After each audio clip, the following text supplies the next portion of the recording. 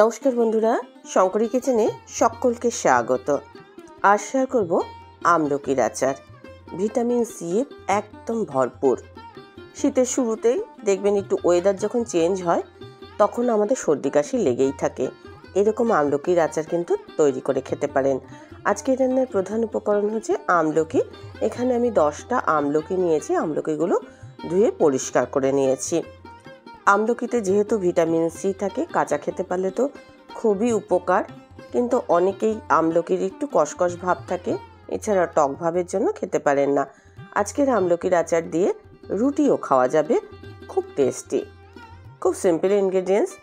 সবার আগে আমলকিটা আমি শিলনোড়ায় থেতো করে নিচ্ছি আর এর বীজটা বের করে নিচ্ছি।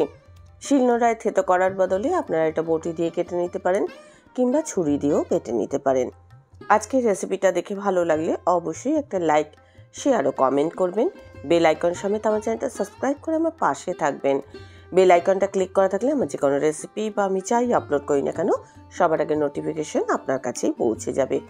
এটা একটু জোরে আঘাত করাতেই আমলকিটা থেতো হয়ে যাচ্ছে, বীজটা আলাদা হয়ে যাচ্ছে, আর এর জন্য বেশি পরিশ্রম করতে হচ্ছে না। আজকের আমলকির আচার আমি কিন্তু কাঁচা করব।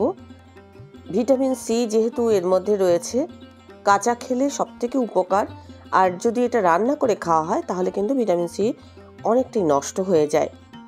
এই যে আচারটা আপনারা কিন্তু ফ্রিজে 1 মাস স্টোর করে রাখতে পারেন, অল্প অল্প করে বের করে খেতে পারবেন। প্রতিদিন রুটির সাথে আপনারা যদি এই আচার একটু একটু করে বের করে খান তাহলে সর্দি কাশি কিন্তু সারা শীতে থাকবে না। যারা সর্দি কাশিতে ভোগেন তারা এই আচারটা কিন্তু তৈরি করে খেতে পারেন। আমলকি থেতো করে নেওয়ার পর এর মধ্যে আমি 2টো কাঁচা লঙ্কা দিয়ে দিলাম। এটা কিন্তু একটু টক ঝাল মিষ্টি স্বাদের হবে। স্বাদ মতো নুন দিয়ে দিলাম। আমলকির মধ্যে একটু কষকষ ভাব থাকে আর টক ভাবও থাকে, নুনের পরিমাণ বুঝেই ব্যবহার করবেন। এর মধ্যে সুন্দর একটা ফ্লেভার হওয়ার জন্য আমি পুদিনা পাতা ব্যবহার করছি। এছাড়া পুদিনা পাতা কিন্তু হজমেও খুব সাহায্য করে। সঙ্গে দিচ্ছি ধনে পাতা। শীতকালে ধনে পাতাটাও বেশ ফ্রেশ পাওয়া যায়। ধনে পাতা, পুদিনা পাতার গন্ধ এই আচারের মধ্যে কিন্তু খুব ভালো লাগবে। কেউ চাইলে এর মধ্যে রসুনও ব্যবহার করতে পারেন, আমি রসুনটা ব্যবহার করিনি। এবার আমি এর মধ্যে দিয়ে দিলাম স্বাদ মতো চিনি।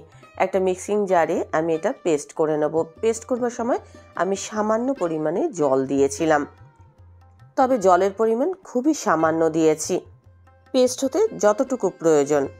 আমলকির আচারটা একেবারে রেডি হয়ে গেছে।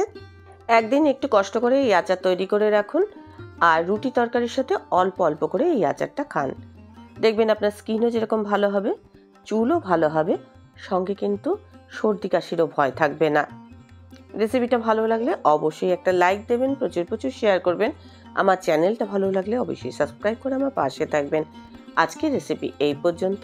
দেখা হবে নতুন কোনো রেসিপি নিয়ে নতুন কোনো এপিসোডে। এতক্ষণ আমার সঙ্গে থাকার জন্য অনেক অনেক ধন্যবাদ।